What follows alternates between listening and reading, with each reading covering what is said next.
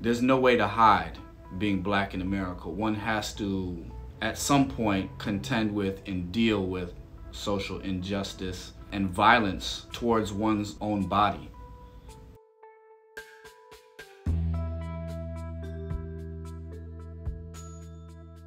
So my first woodblock piece began a series of work I called the Banners series. I carved portraits of friends of mine from head to toe.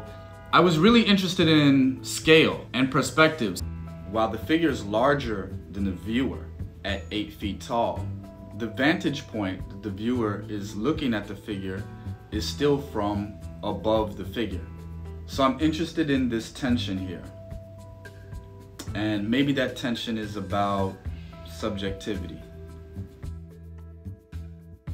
In the Eastern tradition, the main character is the landscape, and life happens inside of it.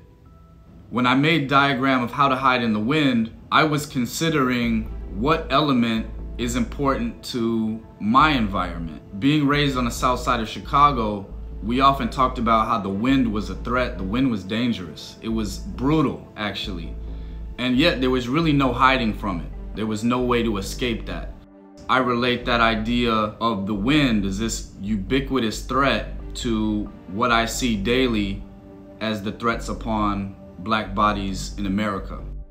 The landscape and the figure are contending for visibility. We often live in an urban landscape that is threatening to render us invisible. So growing up, I think I was always aware that part of our identity construction was drawing from resources in the environment. So a lot of times in the work, you'll see figures that are made from these scraps. That's the language that I'm thinking of when I'm carving a wood block and printing that wood grain. How can I charge this figure with this identity that's made from the materials around it?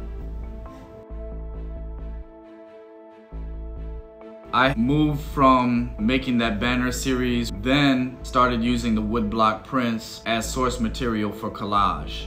Now I'm using large blocks of wood again, but I'm printing them and using those as source material for a collage that's on a scale that I've never worked.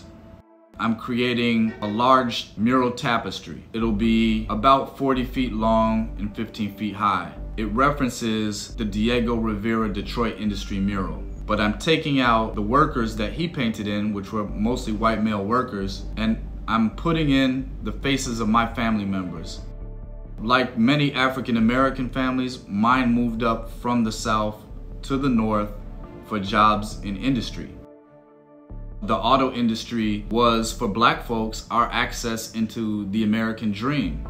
I'm interested in how that American dream has also disappointed us. It's also my personal attempt to bridge the gap of estrangement between my family and I. Because I didn't grow up with this family, we're all quickly trying to get to know one another. And that takes a lot of labor. That takes a lot of love.